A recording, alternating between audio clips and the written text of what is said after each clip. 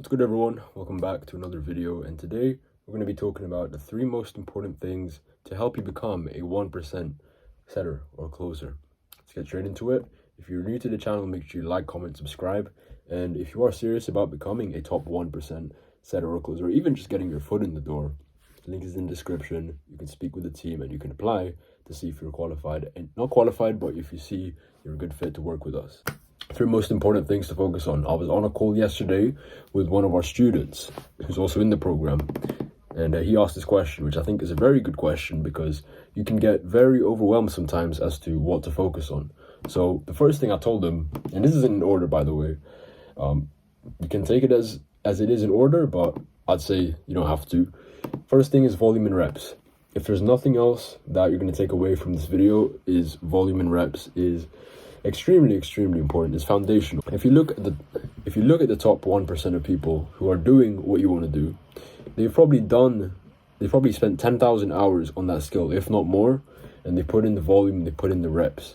Simply having time in the game will help you become the top 1% of whatever field you're trying to master. In this case, setting and closing. You won't believe how many closers or setters come to me complaining that they keep getting rejected, not getting responses that they want, they're not closing deals. And then I ask them, okay, how many calls did you take? Or how many calls have you booked? Or how long have you been in the game for? They only say like 2 weeks.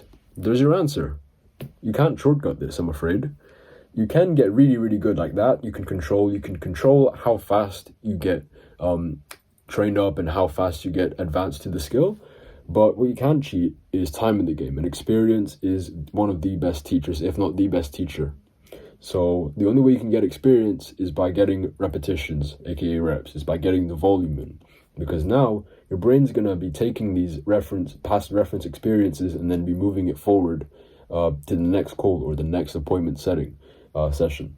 So first things first is volume and reps. This is foundational, this is non-negotiable.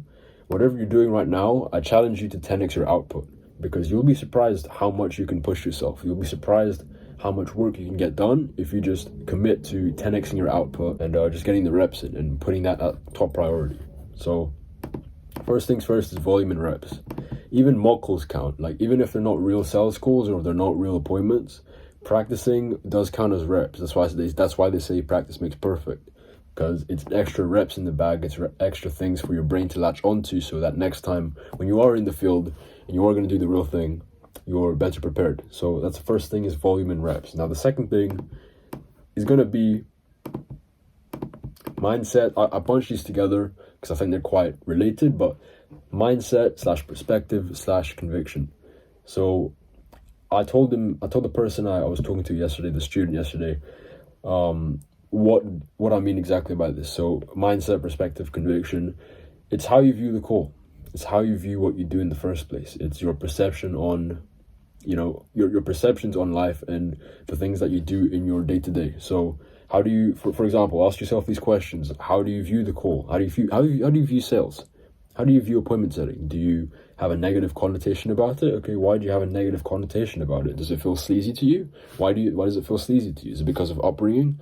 So you want to start extrapolating these type of questions from your system, because if you don't, because it's going to affect the way you approach your appointment setting or your sales.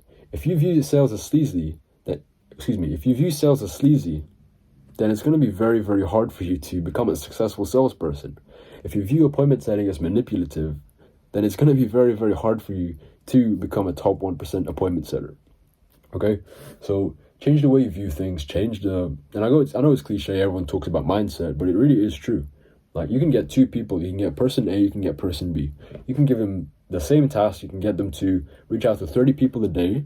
And person A, for example, has a really bad mindset, but person B has a really good mindset / perspective / conviction in the product or service.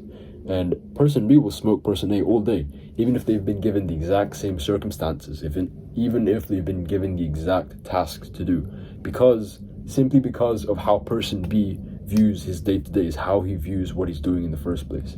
If he finds sales as an act of service and he's very generous, he knows how to build authority, but at the same time he knows how just completely dialed in mindset, that of course he's going to close more deals. Of course he's going to set more appointments.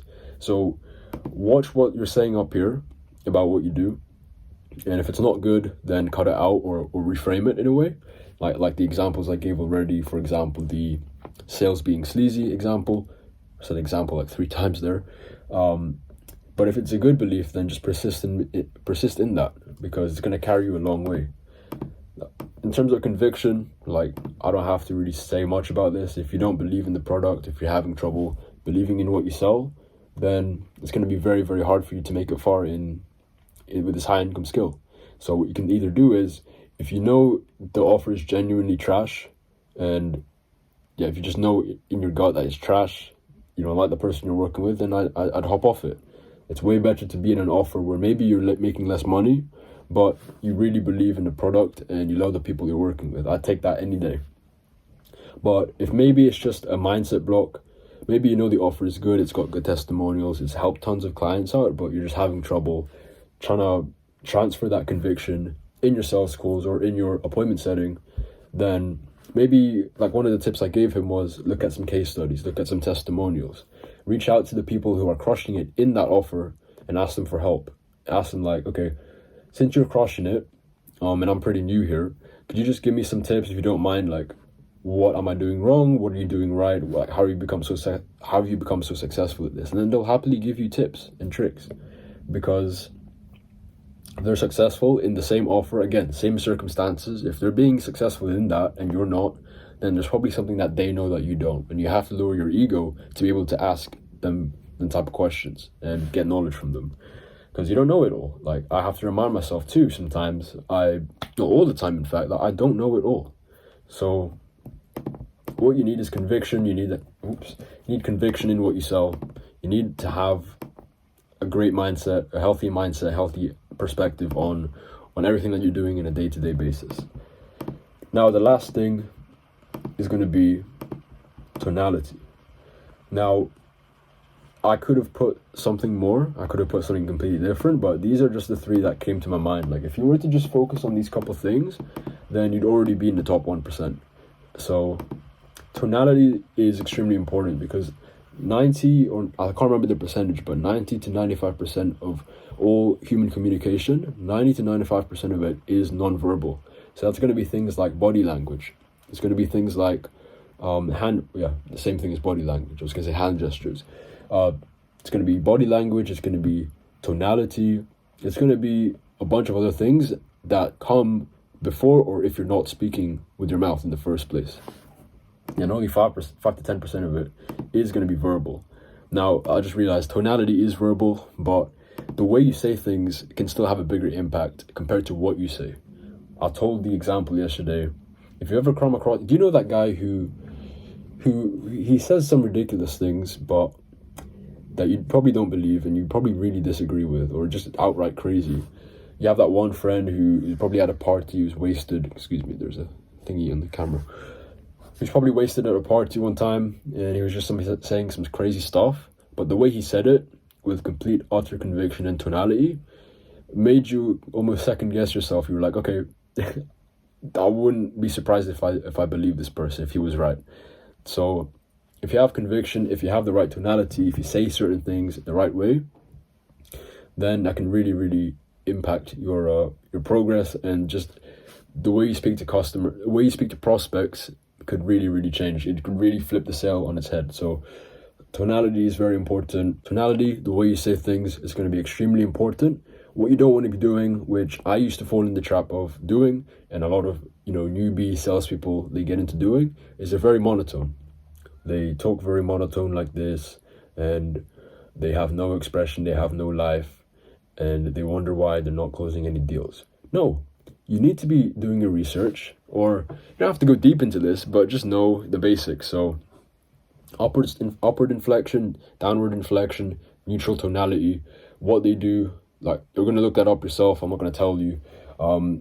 Look those things up. You're going to know things about pitch, about pace, stuff like that. Again, volume and reps is going to help you with that. It's going to help you with that. It's going to help you learn about tonality. It's going to help you learn about all of this stuff, which is why I put it, I say not in order, but I think I'll put it in order. So this is the most important thing, because without this, you'll never really truly learn how to do these other 2 things. So tonality, extremely important, but so are the other ones. So make sure you keep these in mind. And yeah, you'll be well on your way to becoming a top 1% setter or closer. Not to be cliche, but this is what I found in common with the guys who are actually killing it and the guys who unfortunately aren't. So if you enjoyed this video, if you got value out of it, again, make sure you like, comment, subscribe. If you're new to the channel, comment down below what I missed. Potentially I could even make a part 2. Yeah, that's 3 most important things to focus on. Share this with a friend who's in sales or appointment setting. And again, if you are serious about getting into this, if you feel like this is for me, then the link is in the description. You can apply to work with us one-on-one or directly. So again, thanks for watching. I appreciate every single one of you. And 1K soon. We're going to hit 1K soon. So make sure you share this with a friend, and I'll see you in the next one.